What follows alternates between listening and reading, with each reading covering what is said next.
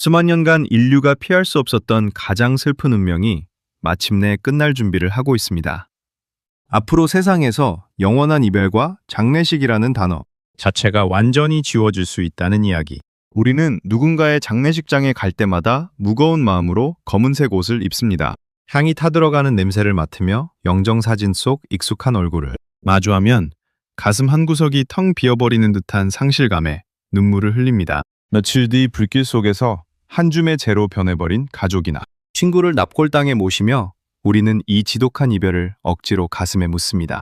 아무리 세상에서 가장 권력이 많고 돈이 많은 사람이라 할지라도 생물학적인 심장이 멈추면 그 사람의 기억과 성격, 수십 년간 쌓아온 자아는 한순간에 영원히 허공으로 증발해버립니다. 그것이 인류가 지구상에 등장한 이래 수만 년 동안 단 한 번도 예외 없이 지켜져온 잔인하고 무기력한 생명의 법칙, 즉 죽음입니다.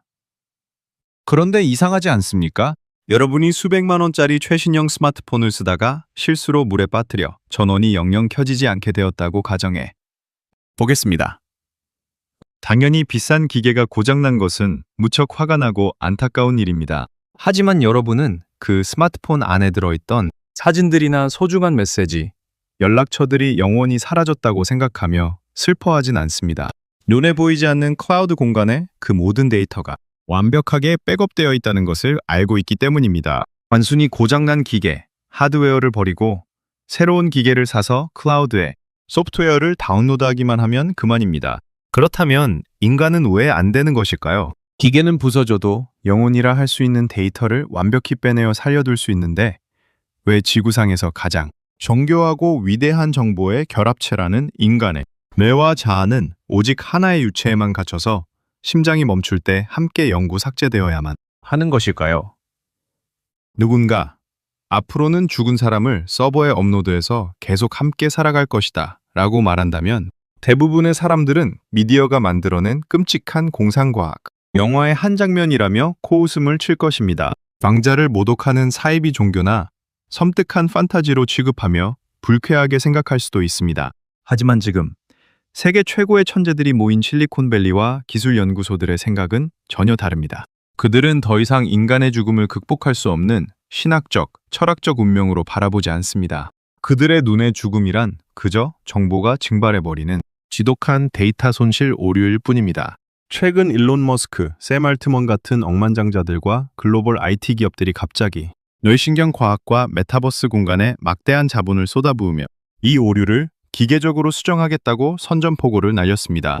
오늘 이야기할 주제는 단순히 영양제를 먹고 수명을 10년 더 늘려보자는 노화 방지의 이야기가 아닙니다. 우리 인간을 정의하는 자아라는 소프트웨어를 물리적인 뇌 밖으로 끄집어내어 결국 인간의 역사에서 사별과 장례식장이라는 공간 자체를 영원히 지워버릴지도 모르는 충격적인 혁명, 바로 마인드 업로딩과 디지털 넥노맨시, 기술에 관한 이야기입니다. 모두가 말도 안 된다며 비웃던 이 불쾌하고도 놀라운 기술이 지금 어디까지 현실이 되어가고 있는지, 그리고 이 마법이 우리 일상에 완벽히 침투했을 때 우리는 과연 죽음이라는 개념을 어떻게 받아들이게 될지 하나씩 짚어보겠습니다. 세상에서 영원한 이별을 없애버리기 위한 첫 번째 움직임은 생각보다 이미 우리 삶 깊숙한 곳에서 조용히 상용화되기 시작했습니다.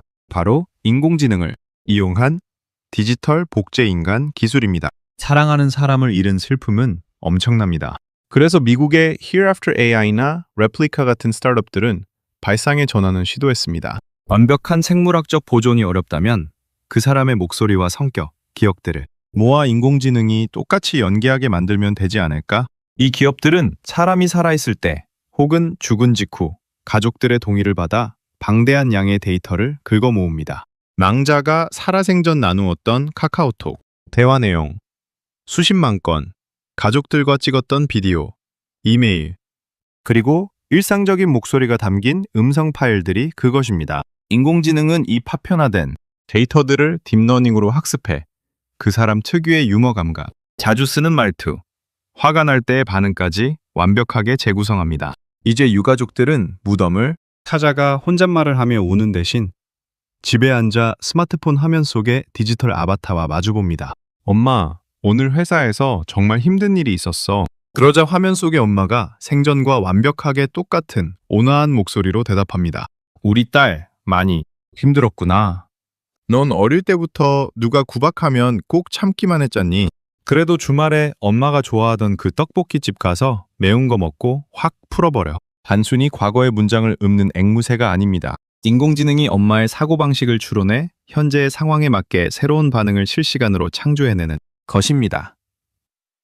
처음에는 섬뜩한 시체놀이라며 강한 윤리적 거부감을 느끼던 사람들도 이 아바타가 전해주는 상상 이상의 따뜻한 위로와 연결감에 주저앉아 눈물을 쏟고 맙니다.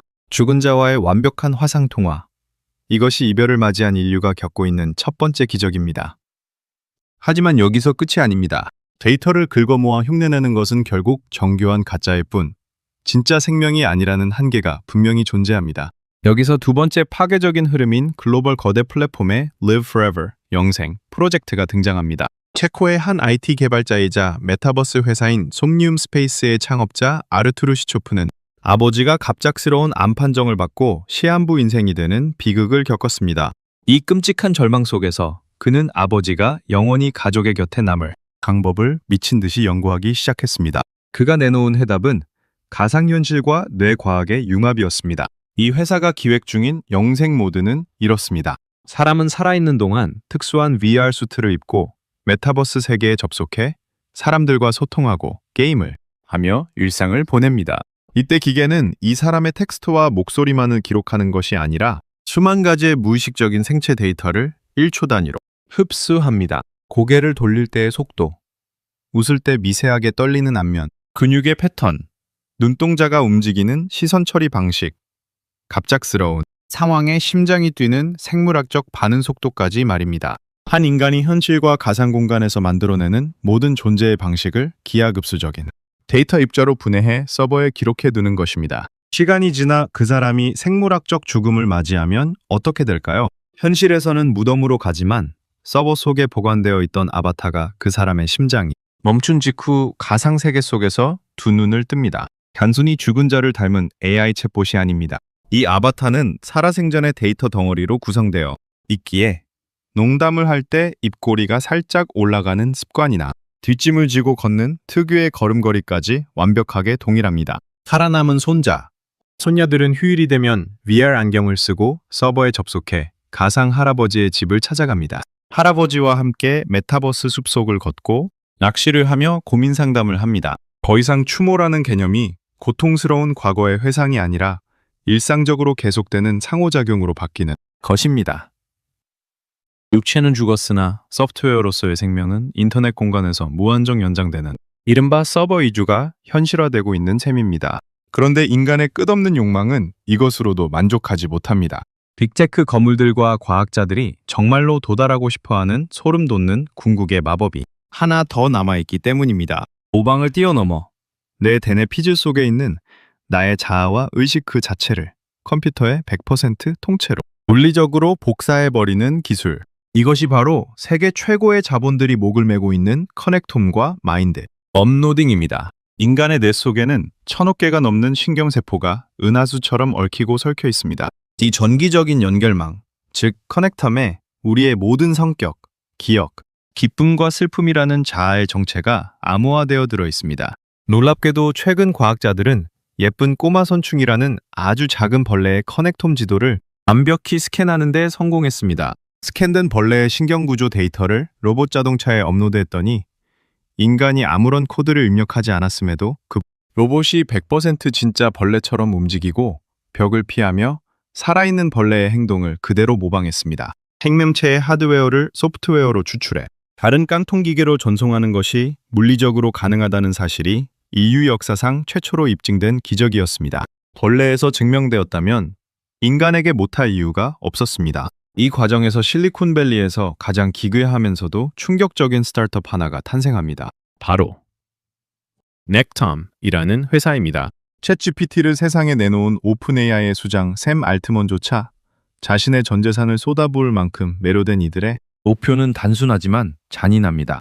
우리의 의식을 업로드하기 위해서는 뇌세포 하나하나의 연결, 고리가 무너지기 전에 뇌의 모든 상태를 분자 단위로 완벽하게 얼려버려 스캔해야 한다.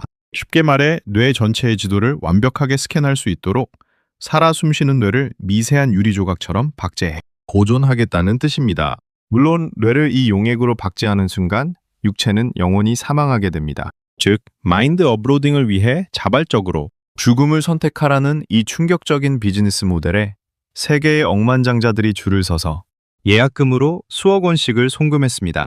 언제 스캔 기술이 완성될지 모르니 나의 영혼, 즉 뇌지도를 절대 부패하지 않게 완벽하게 냉동 보존해 두겠다는 것입니다. 정말로 수십 년 뒤 뇌 스캔 기술과 양자 컴퓨터의 무한한 계산력이 결합하여 이 자아 업로딩이 전 세계적으로 일상화된다고 상상해 보십시오. 앞으로 여러분의 자녀들은 노인이 된 당신을 걱정스러운 눈으로 병간호할 필요가 없습니다. 당신의 심장이 더 이상 뛰지 않게 되기 며칠 전 가족들이 모여 촛불을 켜고 파티를 엽니다. 장례식이 아니라 당신의 새로운 시작을 축하하는 디지털 전송식입니다.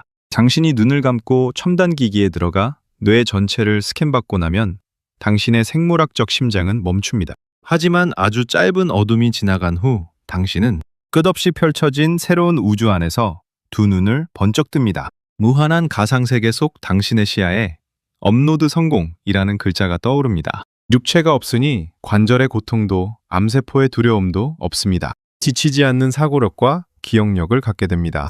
현실에 남아있는 가족들과 매일 아침 영상, 통화를 하며 회사 업무에 대한 날카로운 조언을 건네줍니다. 할아버지의 할아버지, 몇 대 위의 조상들까지 서버 한 공간에 모여 명절이면 다 같이 수백 년간 쌓인 지혜를 나누며 디지털 파티를 엽니다. 종이책을 쓰거나 비석을 세워 유산을 남기는 시대가 끝나고 경험과 지혜로 가득 찬 나의 의식 자체가 서버에서 영원히 숨을 쉬게 됩니다. 육신의 죽음이란 그저 오래된 코트 한 벌을 벗어던지는 사소한 이벤트로 전략해버리는 샘입니다. 그러나 빛이 눈부실수록 우리가 마주해야 할 심연의 그림자는 끔찍하도록 짙습니다. 모든 것이 영원해 보이는 이 클라우드 영생의 시대는 어쩌면 역사상 가장 지독한 죽음의 빈부격차를 만들어낼지도 모릅니다. 우리가 영생을 누리는 대가로 누군가에게, 즉 아마존이나 구글 같은 거대 데이터 서버 센터 기업에 막대한 서버 관리 비용과 월 구독료를 납부해야 한다고 생각해 보십시오. 여러분이 경제적으로 파산해버려서 죽은 배우자나 부모님의 클라우드 유지비를 내지 못하게 됩니다. 스마트폰 화면에 월 요금을 미납하여 3일 뒤 서버에서 대상이 삭제됩니다. 라는 차가운 붉은색 경고창이 뜹니다. 결국 당신의 가난 때문에 당신의 부모님은 데이터 삭제라는 완전하고 돌이킬 수 없는 끔찍한 두 번째 죽음을 맞이하게 됩니다. 내가 사랑하는 가족의 영원한 생명을 빌미로 다달이 돈을 지불해야 하는 영구적인 인질극이 발생할지도 모릅니다. 해킹의 위협은 그 무엇보다 소름 끼치는 디스토피아입니다. 여러분이 사용하는 아버지의 디지털 아바타가 어느 날 갑자기 악성 코드에 감염된다면 어떨까요? 다정하게 내 이름을 부르며 말을 걸어오던 죽은 아버지의 모습이 일순간 스미싱 조직의 꼭두각시로 돌변해 눈물을 뚝뚝 흘리며 자신의 예전 친구들이나 당신에게 돈을 입금해달라고 애원하는 끔찍한 모습을 지켜봐야 할 수도 있습니다.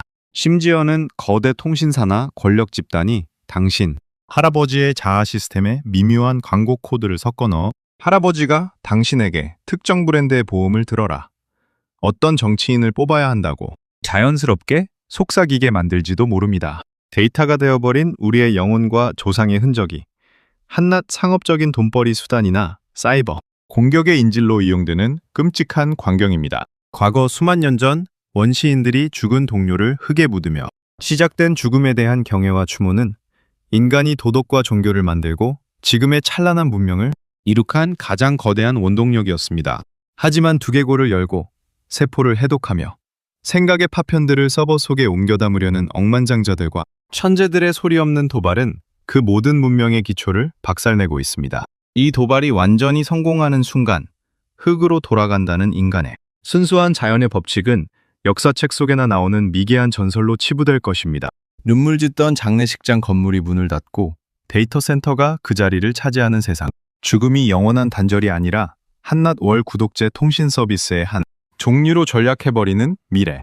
만약 당장 오늘 밤 여러분의 소중한 의식을 서버에 업로드해 당신의 가족 곁에 육체 없이도 영원히 남아있을 수 있는 선택 버튼이 주어진다면 당신은 그 치명적인 유혹 앞에서 기꺼이 다운로드 버튼을 누르시겠습니까? 앞으로도 인간의 가장 깊은 본능과 두려움을 깨부수며 완벽히 다른 세상을 창조해낼 흥미진진한 미래기술 이야기로 돌아오겠습니다.